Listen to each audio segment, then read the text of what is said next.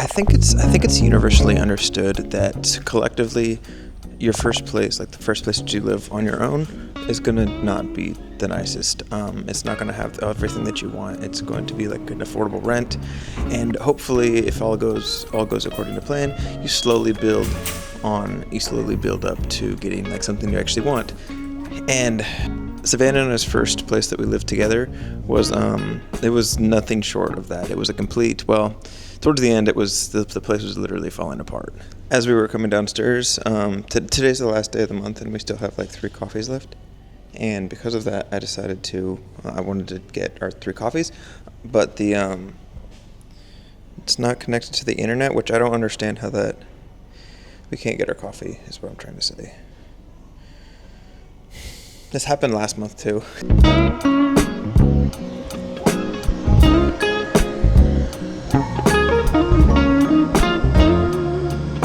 There was really one main event that led to Savannah and I looking for a place to live like for the first time together, and that was really the current roommate situation that I had. It was just deteriorating, and it basically blew up in every way.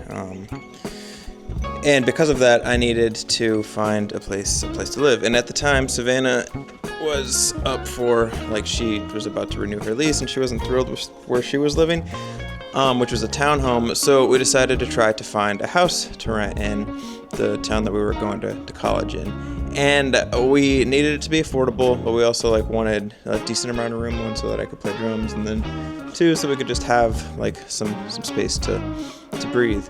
And we found the place. It looked great. It looked incredible on Zillow. Like I was honestly shocked that they were renting it for that low. I didn't understand why until we started living in it.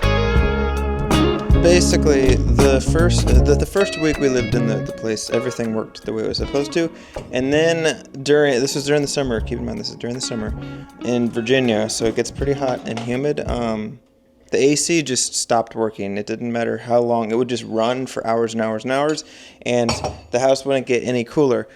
Come to find out, there was actually a dead animal in the duct system. Like, we had to call somebody out to get the thing like fixed, and the dude pulled out like an animal, like a dead animal that was like that big.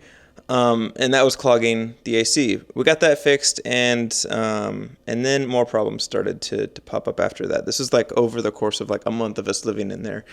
At one point, I just sat on the couch with like nothing but my underwear, with the windows open and the fan blowing on me because it was that hot. Like I reached that point.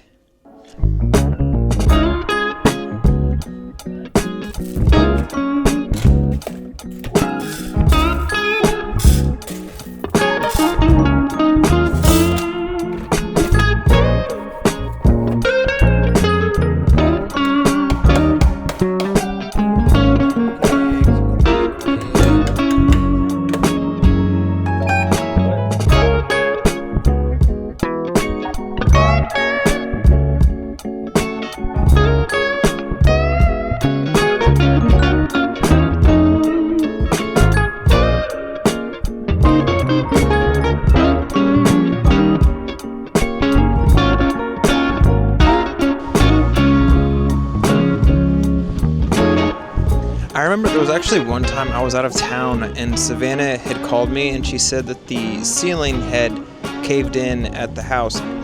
Naturally, I was really, really confused, and I had her send me a video, and the video was literally what she said, that the roof had caved in because of flooding. Long story short, the pitch of the roof, water was going into the actual like attic of the house, and it was causing the ceiling to literally come apart in the kitchen. And that's just like one thing. We also had there was also mushrooms growing in the bathroom and a whole host of other things that were just wrong with the house.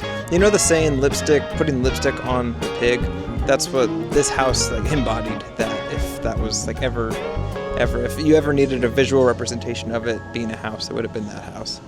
All that being said, that was like the starting place or the foundation for us like living together. And then eventually the next place we got was like a 1-bedroom apartment in Murfreesboro, and it was okay. It wasn't the best, but it was like clean, and the ceiling did stay intact. And then we moved to Nashville, and like we slowly made the progression to where we are now in like what some would consider like a luxury apartment. And it is really nice. It has a lot of really nice amenities, despite all of the frustrations that may come with like construction and everything else. It's a really nice place to live, and the area is really nice because it's very, very convenient and centrally located. Which, if you've ever been to like Tennessee or the South, having that is kind of, you have to be in like a major city to have some of those conveniences.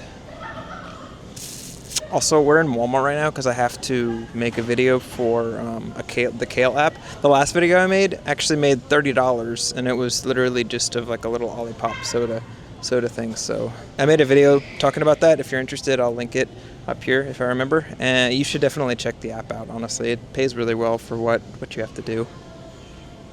All right, I gotta find where my stuff is.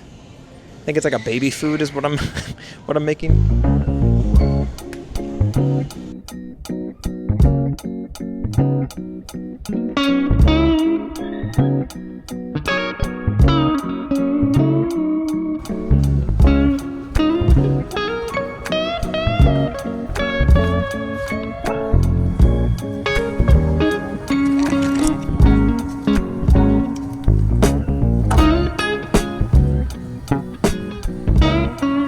So out of this whole story, I think the moral is, or the thing that I got at least out of this is, honestly, if you don't like where you live, just know that like it's not gonna be forever, and whatever you're currently going through, like with your rent or whatever, it doesn't even have to be rent.